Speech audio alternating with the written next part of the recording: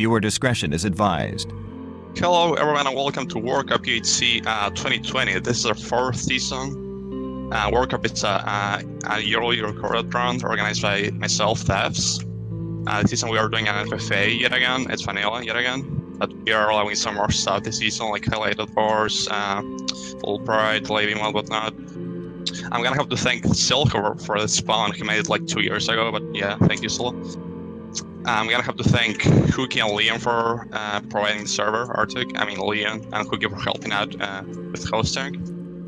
I want to thank Skylord, Jasmine, Liz, and Hookie for helping out with organizing. And lastly, I want to thank Hannah Tagggz for Teamspeak. And that's gonna be all. Now we can start the game. Thanks everyone. See you on the game.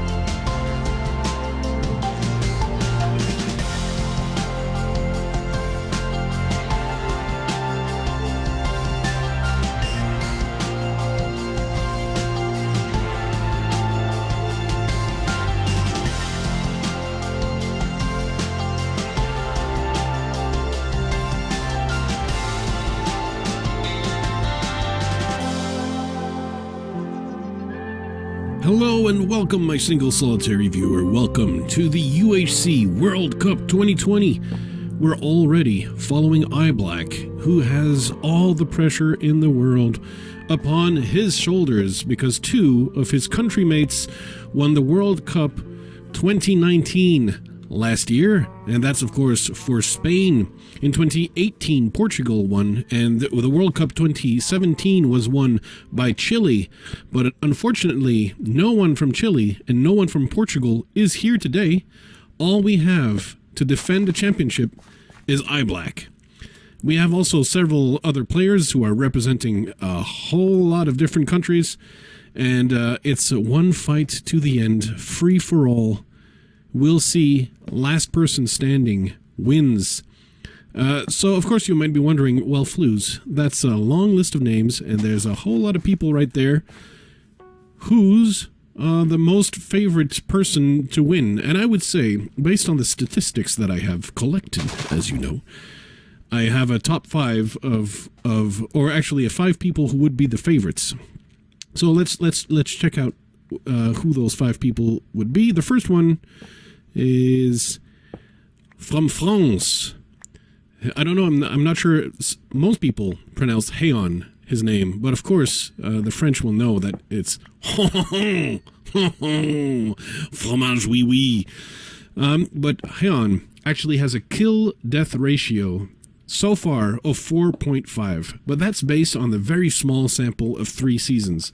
But in those 3 seasons, he's got 3 kills in each of them, and of course he's won one of those. So the sample size is very small, but the kill-death ratio in those is very high. It's going to be interesting to see what he's going to be able to do in this season. Of course, the stats that I'm using are actually about, I don't know, 6 months out of date, and by the time the season comes out in full, I think it might be a little more out of date than that. So, you know, you have to take the stats with a grain of salt. Stats aren't everything. But according to the stats for Russia, Misha right here is also one of the favorites with a kill-death ratio of 2.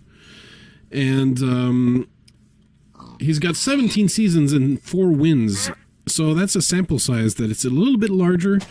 And I think it's fair to say the kill-death ratio of 2 kills for every time he dies himself, that's actually probably something you can expect to see here. I think we can expect that kind of performance from Misha. probably 2 kills. Are those 2 kills going to be? Is one of those kills going to be the game-winning kill? Well, we're not sure. We don't know for sure, because you never know what could happen in a UHC. Now I'm going to be traveling to the other favorites. Woof. Well, that was close, but nothing's too difficult for insert.jpg representing the Philippines. Insert.jpg has a kill-death ratio of 1.6, so obviously he wins most fights that he gets involved in. Most of the time he wins, and that has served him rather well in 17 seasons. He's got to 24 kills and 2 wins. So he knows what to do. But has any of those wins been an FFA? I don't know. I couldn't tell you for sure. Let me see who else is around. It's a little bit difficult because there's a new menu that I've never seen before. There you go. For the spectating on Arctic. Thank you, by the way, for Arctic, for the host. This is one of our other favorites who does not like sand. It's Jay. And, Isaac has decided to take a whole lot of damage to fire. Isaac, representing Malta and Russia, but also Malta. We're going to have to pay him a visit soon. But I do want to make sure I cover the favorites first. So if you're looking for the high performers, these are the people you might want to keep an eye on as you watch the various perspectives. Jay is from South Korea and has got 22 seasons under his belt, 3 wins, and about just as many seasons, as many nicknames. Oh, my goodness. Insert.jpg was just blown up by a creeper. Wow. There goes one of the top 5. There goes one of the top 5. Allow me for a second to tab out. Okay. What happened? Okay. No idea what happened. It seems you have exploded. Indeed, I have. I see. Yes, you are making the Philippines proud. That was a legit death, though. So yeah, I was in the middle of explaining my top 5 most favorite players to win this, and you were among them. Are you serious? God damn it! Yeah. You have one of the highest kill death ratios. Yeah. Well, now that those statistics will change, obviously. You can upload those 5 minutes really quick. Yeah, let's do that. Yeah. All right. Well, thank you for playing, and of course, your country thanks you for your service and your sacrifice. It was rather explosive. Heck yeah! All right, see you, man. That was insert.jpg. My goodness, everything has changed. I'm sorry for tabbing out constantly, but every time I change a channel, I remove my stats from my from my screen. So that does change the top 5. Who else is in the top 5, you might ask? Let's get to them. And of course, representing Croatia is Skylord, who you may remember. Skylord has won an FFA. It was a season of Phobia. A very, very famous win in the Upside Down season. Skylord has 2 other wins in addition to Phobia, and 22 kills in 18 seasons, and that gives him a kill death ratio of 1.5. So for every person he has a decent chance of winning a fight, and that's especially probably against this lot over here. His odds could be increased against some of those players. Some of the players are a little bit more underdogs, you might say. Black taking some damage, and already the hill is getting steeper and steeper to climb for Spain. Is there anyone I forgot in the top 5? No, I've covered the top 5, I do believe. And of course, insert.jpg just died. He just blew it, literally. So what happens? Well, what happens is we're going to have a look before they die at the bottom 5. And they're not in any order specifically. But I do believe... oh, you know what? I went over to Isaac, and he's with YellowVitt. I have no stats at all for YellowVitt. But Isaac is not actually in the bottom 5. His health, though, right now might put him in the bottom 5 because the odds are now like highly against him because of the fire damage he had to take earlier. That kind of hurts his odds, but you never know. It's a marathon, the World Cup. It's a marathon. It's not won or lost in episode 1. Well, it can be lost in episode 1. Just ask insert.jpg. But let's see. Let's see our bottom 5. Alan with a Plan from Canada is indeed part of the bottom 5. He's got a kill-death ratio at the time of recording this of 0.11. So basically, in 10 fights, he loses 9 of them. Before winning the 1v1 against the last person. But he has 19 seasons under his belt, 0 wins, still waiting for that one. Today, the World Cup could be it. It could be it. It does have, I almost read the wrong stats. He's got 2 kills, but those stats might actually not reflect the current Alan, because now Alan has a plan. Basically, the stats... that he has were for his old name, Blah, and Alan has changed his IGN and changed his attitude, and now he's actually had more success recently than the stats will say, and that's because the stats haven't been updated in 6 months. But I know through the grapevine that he's actually has improved quite a bit. Oh, I think one of the bottom 5 I had is actually not playing. So, yeah, that's definitely a bottom 5. So I'm going to have a bottom 4, if you don't mind. Because the roster changes at the very last minute, and sometimes I can't do the changes quickly enough. So Legobeast here, representing Israel, is actually one of our underdogs with a kill-death ratio of 0.19. He's got 9 kills in 48 seasons, so he's got a lot of experience, but also a lot of experience with the getting kills. But he has won twice, so he knows what it takes, and perhaps he could use that knowledge, that wisdom, and apply it to the World Cup 2020 and give Israel a fat W. Who else? Let's go to the Netherlands. The Netherlands are almost always underdogs, despite the fact that they have, like, possibly the highest player count next to the United States.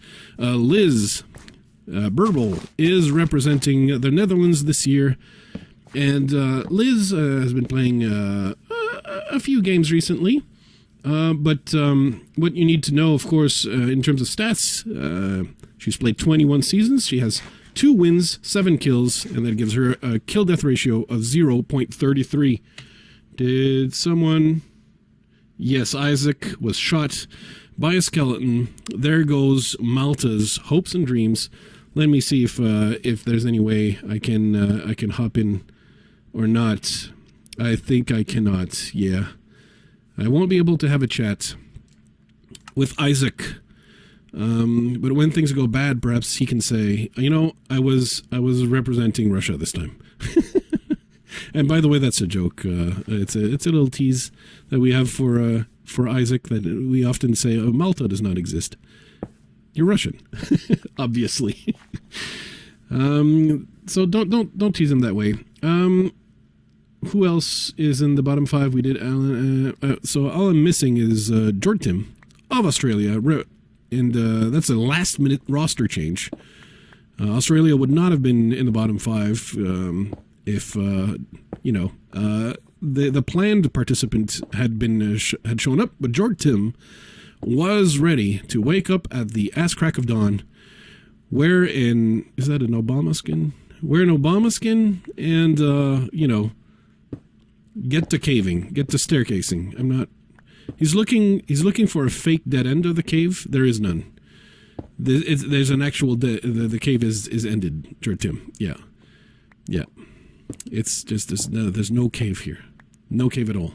You'll be digging. Just dig straight down. You'll find a nice, really juicy cave. But if you just okay, well, I'm not gonna be a backseat driver, am I? Or could I be? Let's see what Norway is up to. Norway is, of course, one of the. It would normally be one of the underdogs, but did fairly well in the World Cup 2018.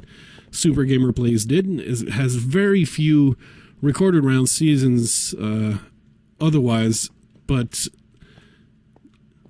has already found a promising cave by the looks of it. So perhaps, just like it happened in 2018, Super Gamer Plays will be able to find a lot of diamond, a lot of golds rather quickly. By the looks of this,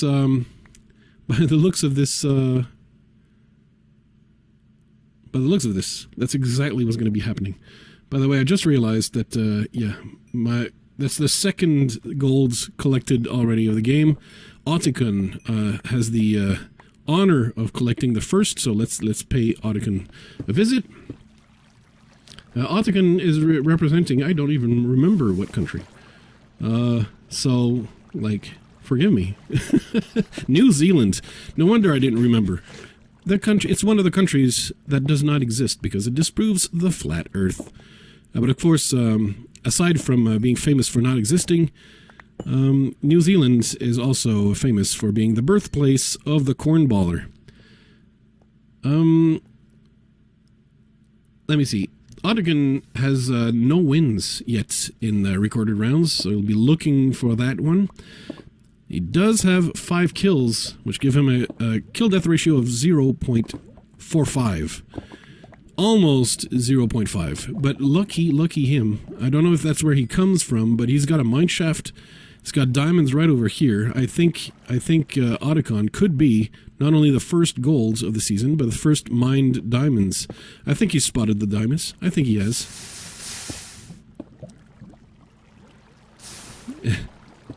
And he notices what he's done with the lava here.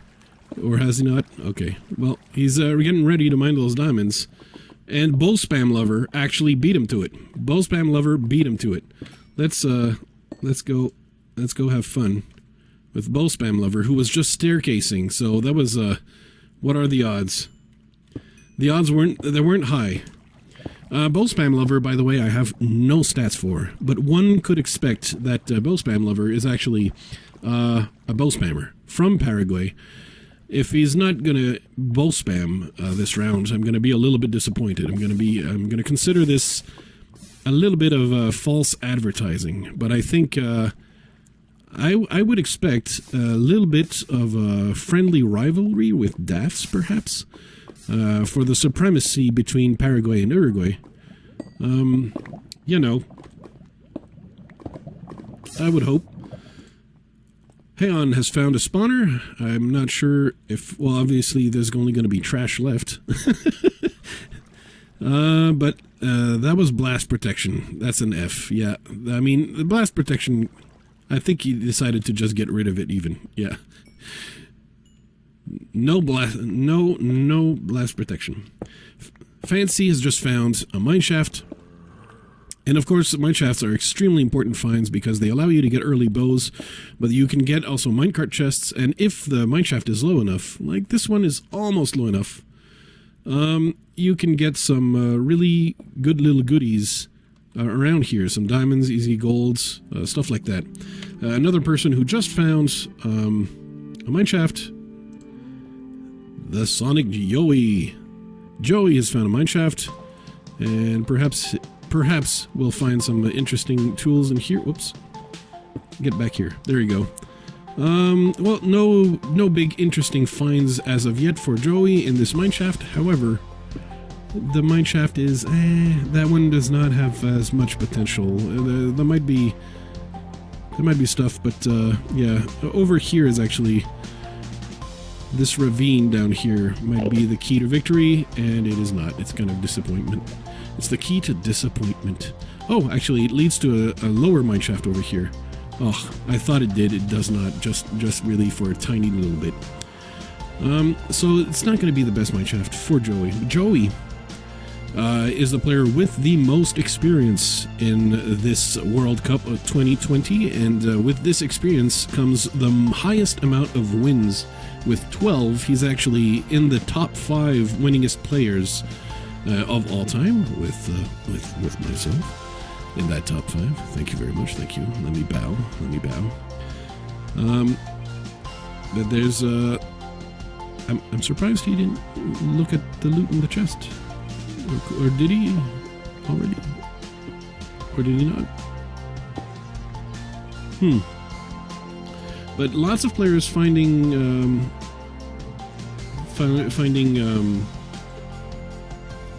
what am I saying? Peridot actually, hold on. If Peridot also found a mineshaft, but let's take a look at his. I know that Otacon just crafted the first enchantments of the game, but we're just in time for Peridot's mining of the diamonds. Peridot representing the United States of America from the great state of Delaware, which is, as we know, the birthplace of the cornballer. Peridot has a decent amount of experience. 43 seasons. That's something you can shake a stick at. And those 43 seasons include 5 wins, 23 kills, for a kill-death ratio of roughly 0.6. So, you never know. You never know. With a mineshaft at this Y level, Ryan could be able to deck himself out with lots of gold, possibly a powerful bow, and possibly a good amount of diamonds if the mineshaft is large enough. We'll have to see, though. We'll have to see what happens in the next episodes of the World Cup. See you in 2 days for episode 2. See how things shake out. Sponsored by the Flues Crew on Patreon.